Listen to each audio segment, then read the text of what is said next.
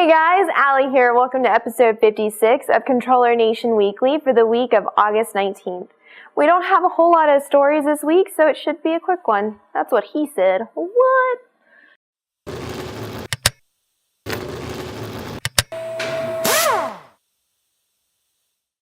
Bethesda recently overhauled their website, and many people noticed that Prey 2 is absent from their game listing. Bethesda announced back in April that the game hasn't been canceled, but honestly, things aren't looking good.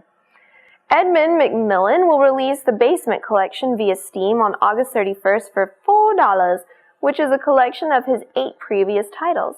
If the name Edmund McMillen sounds familiar, he should, as he is half of Team Meat, the developer behind Super Meat Boy. Super Meat Boy. Interesting. Tell me more. THQ has realigned some of their resources, most notably laying off their marketing department and focusing more resources on development. While it is unfortunate that anyone lost their job, it is nice to see that it wasn't any developers for once. The internet has been buzzing a little bit this week with word that Interplay is resurrecting Black Isle Studios. While little is known at the moment other than a website declaring the studio is back, this could be big news for Interplay. Nintendo Power, the official Nintendo magazine that was launched way back in 1988, will be closing its doors. The last issue of the iconic magazine will be its December issue.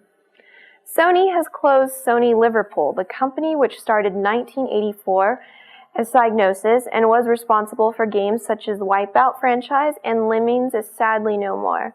No word yet on how many jobs were lost. Some news regarding the Uncharted movie that has been in the works for some time has come out this week. Apparently, Neil Berger, who was attached to direct the film, is out, but the project has gained the writers behind the National Treasure films. Not quite sure that's good news. Last week, we reported that Onlive had laid off their entire staff.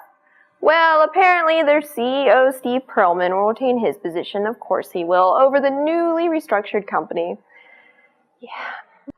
Continuing the train of bad news, FunCom has been hit with layoffs after their MMO The Secret World failed to hit huge numbers. The layoffs have been attributed in part to a low Metacritic score. PopCap has laid off 50 employees and is looking at a possible closure of their Dublin office. When it rains, it pours. So that'll end it for this episode. Be one of the cool kids and get social by liking our Facebook and following us on Twitter for updates and stuff.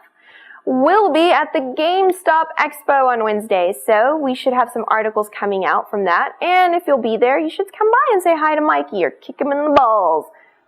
By Mikey's request, please don't kick... Aw, boo. And we'll see you here again next week. I want to kick Mikey in the balls. Can I kick Mikey in the balls? Do it. Yes! I will kick you in the nuts! Square.